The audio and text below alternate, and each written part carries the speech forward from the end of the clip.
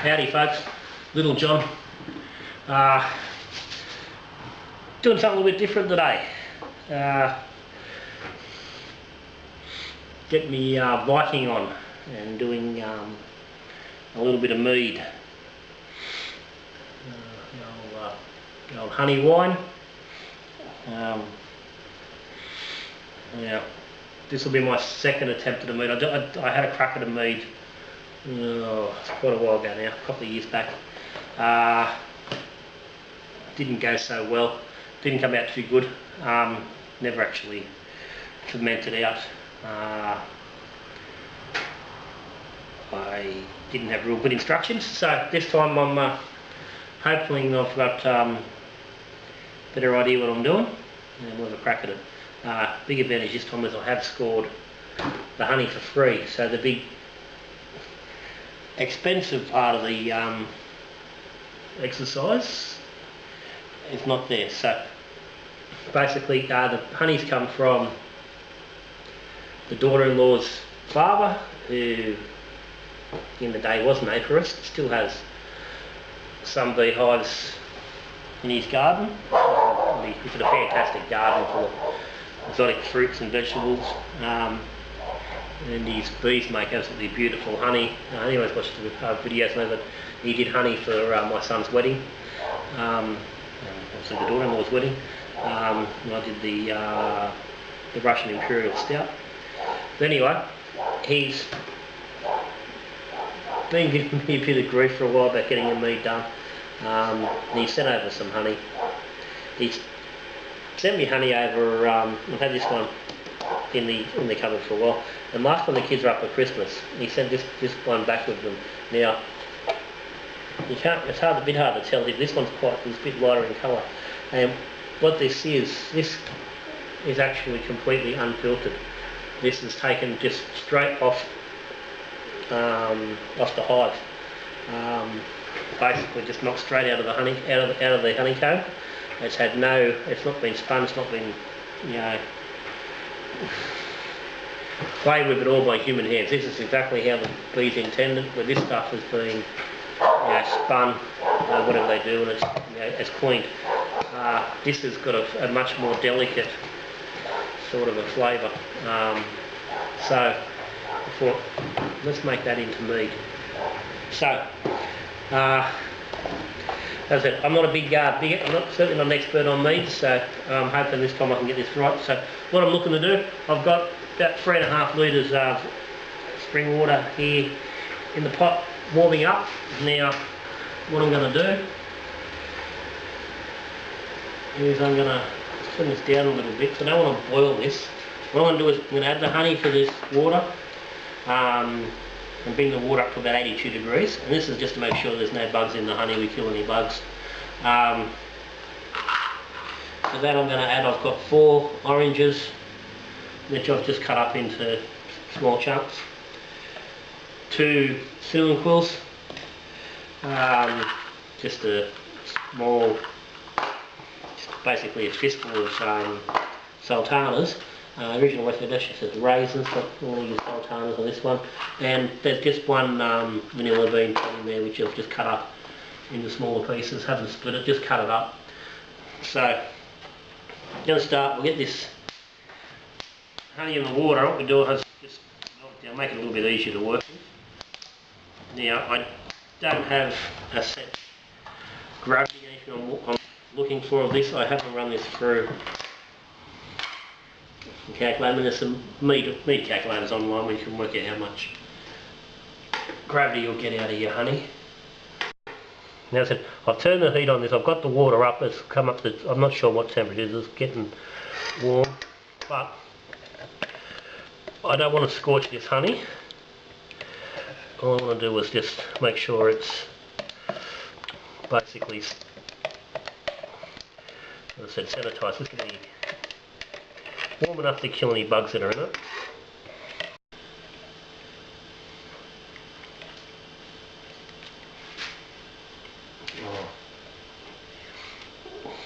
That is absolutely delicious.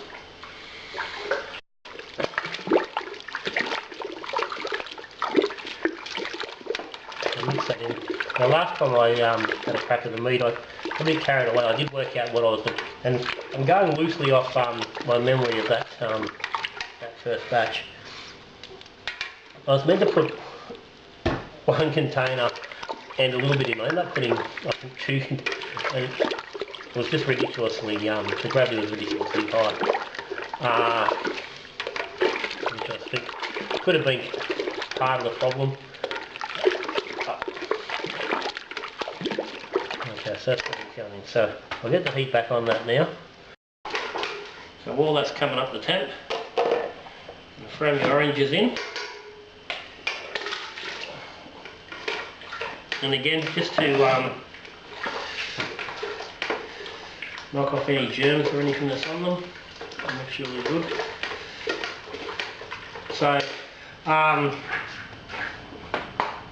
for the purists out there, anyone who's, before you go going crazy, I understand that because we're putting fruit in this, it's not actually mead.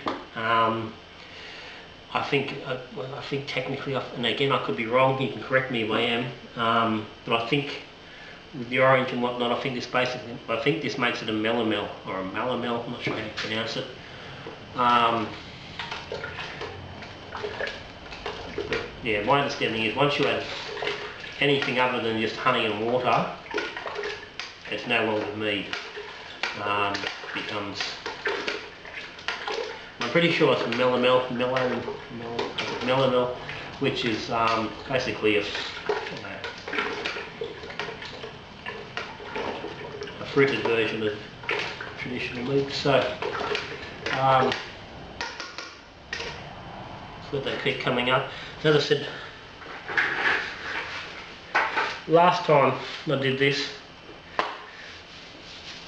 it got through to about 1060 on the gravity, and then I just could not get it any lower. It actually tasted really, really good, which is why I'm sticking with pretty much the same sort of recipe. Again, I haven't gone through my books and actually checked it exactly. I'm pretty much in the ballpark. So I'm hoping to get. So what I'm hoping to get. So I'm going to put 6 litres into just one of my 15-litre fermenters. Last time I did it in the carboy. But by the time you allow for some racking and to need to be fermented and racked, and then racked at least a second time. So by the time you go through 3 rackings, you're losing a little bit of liquid. So to make sure I've still got a reasonable amount, I'm going to start off at about 6 litres. So I'll mix this up, and then try and get a bit of a gravity on it, just to see how we're travelling. So I'm going to dump in the sultanas and the vanilla. And listen again, just making sure everything's buttons are all dead. Cinnamon.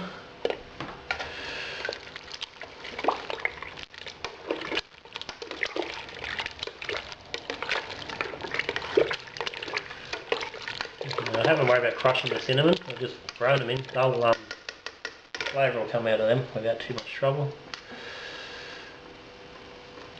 See where we're going temperature wise here.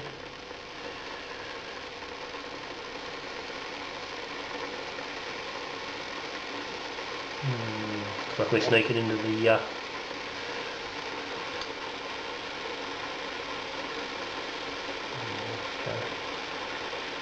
in the mid-70s, so we're coming up nicely.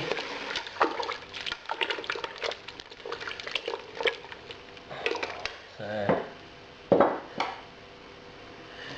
to grab myself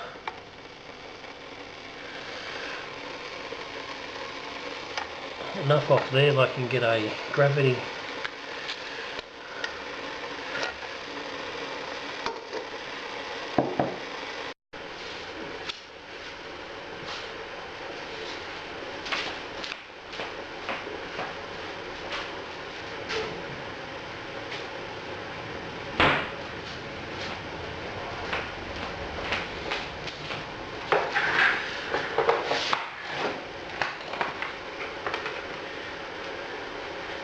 I'll do a proper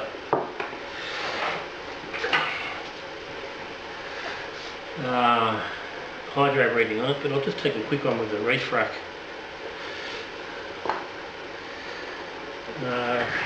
This is a bit of an idea whether I need to put some more honey in there or not. But I don't want to make this really strong. I'd like to go somewhere around that 12-14% mark alcohol, so probably need somewhere around around 1090 star to get in that direction.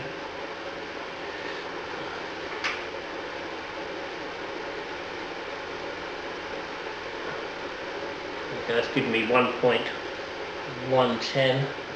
Yeah, it's going to be a bit out. It's always a bit out, especially it's still a little bit warm. So I'm probably pretty much right with that going to be in the ballpark I want to be. So I won't put any more honey in there, which is good. So I didn't want to stick with just that pure honey and not have to go into the more treated stuff. Wow, that's bloody good. So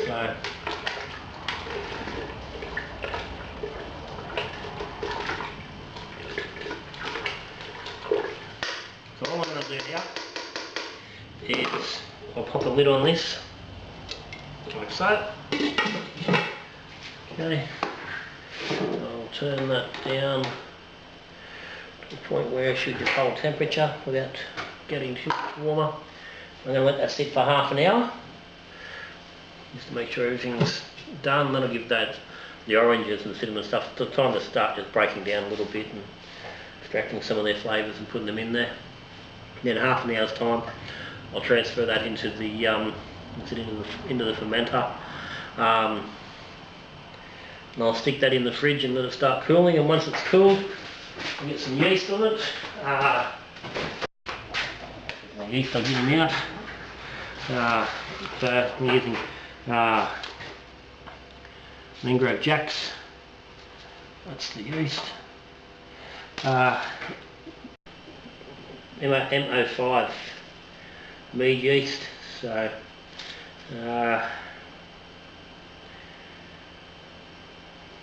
it's saying there's enough yeast here for 25 litres, so then we're going to run out there. So that's all good. And the other thing I'll be doing, and I think this is where the problem came from, the original batches I didn't have enough nutrients, so I'll be adding one nutrient to this batch at the start, ferment, and then I will be giving it a little bit extra nutrient about every 4th day for the first 2 weeks, just to make sure it keeps feeding. Reading after the first bar, that seems to be the recommendation, to keep feeding the yeast, to keep the yeast going, aerate it regularly. So I'll get the fermenter, I'll give it a shake every day to bring a bit extra oxygen in and keep that yeast suspended, and then about every 4th day I'll throw another half teaspoon of nutrient in just to keep feeding the yeast and keep it going. That seems to be a bit of a fickle beast, the Mead yeast, so, and we'll see how that goes. So we'll pop back. I'll come back up just after the boil's finished. No, not the boil. Once we've got in the fermenter and it's cooled down, I'm going to pitch in the yeast, and we'll get an actual hydrometer reading and see exactly what we're looking at before we start fermenting it.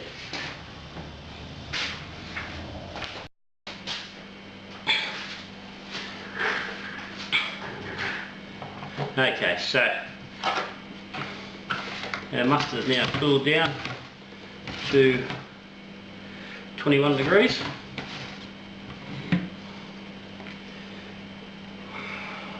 And some yeast in here. So do get some oxygen in.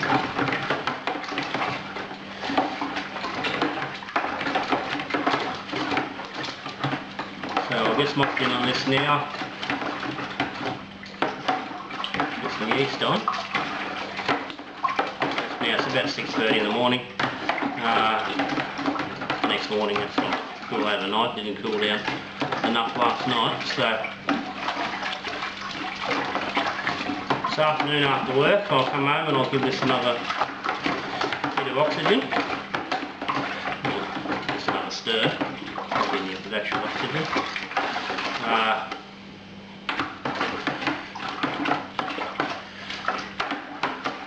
Extra reading I've done it says that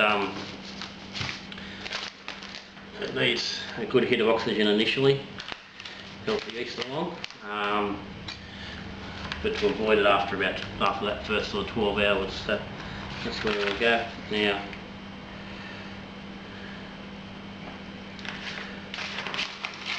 Got some wine nutrient here. I'm going to use, that's about probably 2.5 well, maybe 2 teaspoons, about 10 grams probably. Get a good whack in there. Because there's nothing in the honey that's going in here that helps the yeast. It's got the raisins and sultanas before. They're supposed to add a little bit of food for the yeast to work with, but it didn't work for me last time, so I'm not going to rely on it this time. And so I'll just get the yeast in.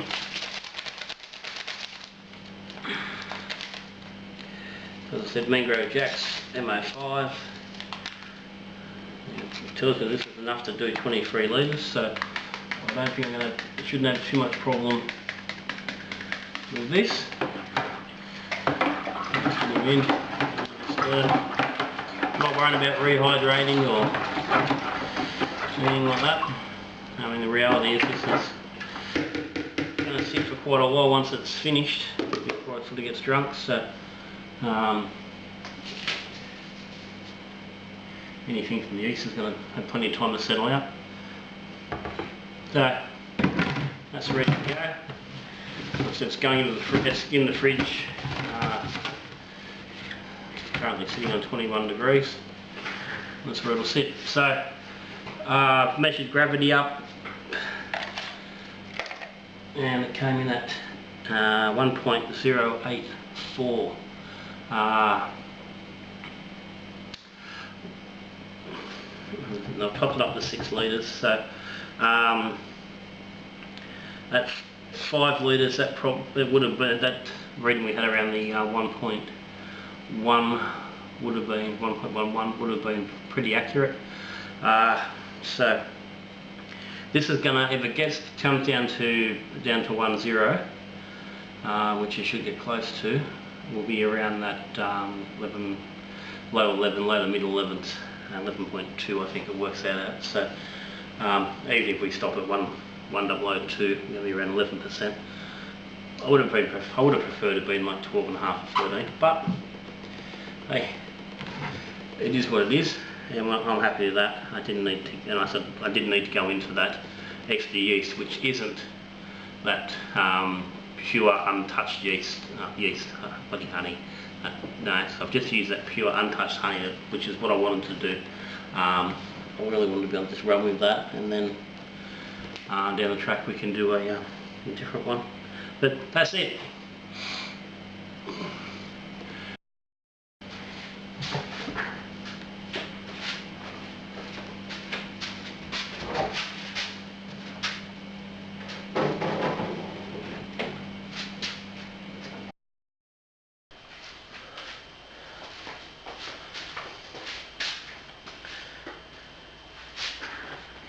Righto, it's now the afternoon after pitching yeast and nutrient this morning, so it's now just after past 5, so it's been 10 hours roughly around 10 hours since I pitched the yeast.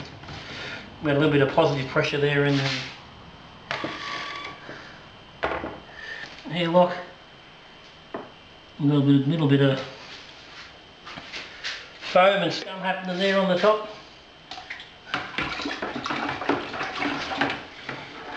Smells pretty good, so I want to give this another hit of aeration, get some more oxygen in here.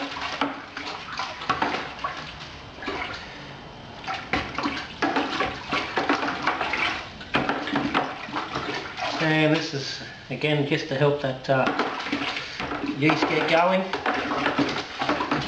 Make sure it's doing what it needs to do, build out its numbers. And apparently, I'm reading, you only want to do this in the first 12 hours. So you don't want to keep doing it. And what I'm also finding too with this extra stirring is it's starting to break up that orange a little bit. So that's going to help in part. I think it's going to help get that those orange notes and some of that citrus in there. So I don't think that's a bad thing.